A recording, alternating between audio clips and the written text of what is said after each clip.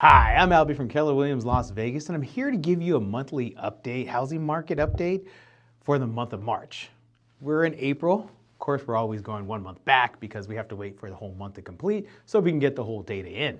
And the data is in, and it's $485,000 is the median price for a house in Las Vegas. So that means half of the house is sold above, half of the house is sold below. I'm like, all right, what does that mean? Is the market going up or down?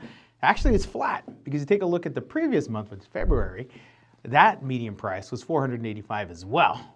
All right, so that's good. What about the previous month of that? So January, we started off at $480,000. So that's a little bit of a growth, about 1%, nothing serious.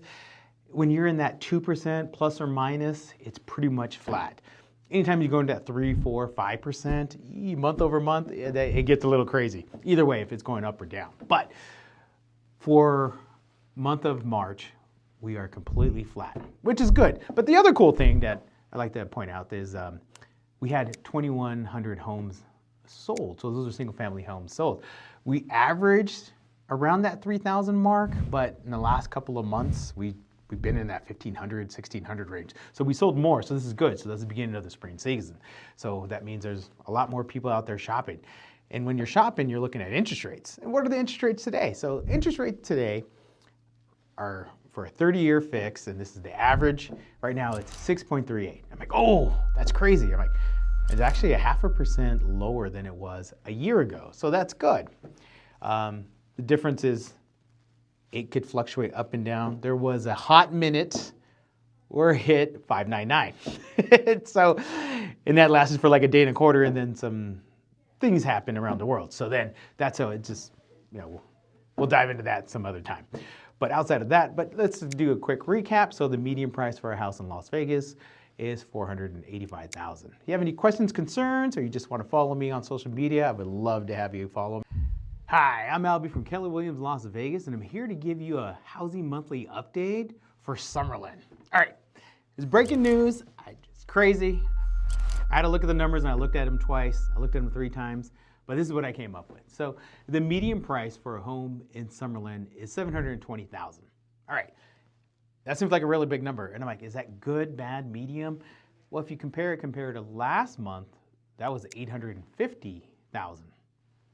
Wait, what's going on? That's a $130,000 drop. So does that mean Summerlin's exploding? What's going on here? So if you take a look at, and this is why you should hire a Summerlin expert. I do live in Summerlin, and I live in 89138. So if you take a look at it, if you take the numbers, you got to peel the numbers behind the scenes just to see what exactly going on. So if you take a look at what's going on, there's 2 factors here. One of the major ones is people bought smaller houses. So in February, people bought houses that were 2,600 square feet. That was actually the average size house. This month they bought 2,300 square feet. So that's a little bit, 300 that's a good size. That's an apartment in New York. So 300 feet is substantial. And they're like, all right, why did they buy it? Because it was cheaper and just made, with the interest rates going up, so maybe people bought smaller houses. And then the other factor is too, and I'm like, well, we still can't explain why the prices are coming down, because if you do the math, it just doesn't math. Math ain't mathing for these young kids. If you take a look at it also, that median price of the price per square foot actually went up. I was like, that's crazy. How does that work? I'm like, yeah, it actually went up. So the median price per square foot went up. So if you take a look at the factors of the price going up, and then also the smaller square footage, ends up being a lower price overall. But if you have any questions, concerns, or this didn't make sense to you, I could do a whiteboard for you and we could take a look at it from there. But I wouldn't panic.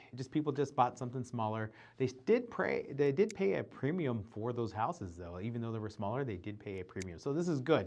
So if you take a look at the price per square feet, that's always good. So they just bought smaller houses. So if you have any questions, concern, I am here to help you out.